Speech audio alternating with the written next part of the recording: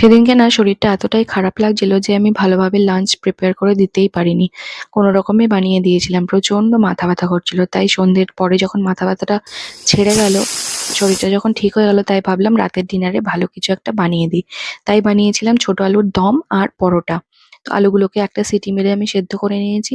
আর একটা ফ্রাইং প্যানের মধ্যে সর্ষের তেল দিয়ে তার মধ্যে গোটা জিরে, গোটা গরম মসলা, তেজপাতা আর পেঁয়াজ কুচি দিয়ে ভালোভাবে ভেজে নিয়ে তার মধ্যে আদা আর রসুন থেতো করে দিয়েছি আর দিয়েছি একটা মিডিয়াম সাইজের টমেটো কুচি করে।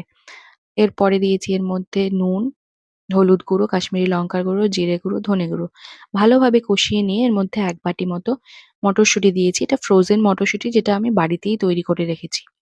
তারপরে ভালোভাবে কষিয়ে নিয়ে দিয়েছি ১ গ্লাস জল আর স্বাদমতো নুন আর গোটা কাঁচা লঙ্কা।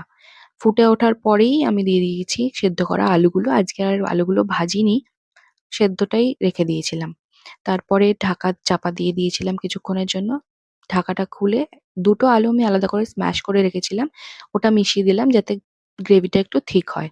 আর শেষে দিয়েছি ধনেপাতা কুচি, শাহি গরম মসলা গুঁড়ো আর সামান্য একটু ঘি দিয়ে চাপা দিয়ে বন্ধ করে দিয়েছিলাম গ্যাসটা।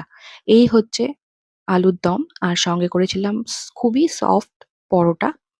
পরোটার রেসিপি আসছে পরের ভিডিওতে।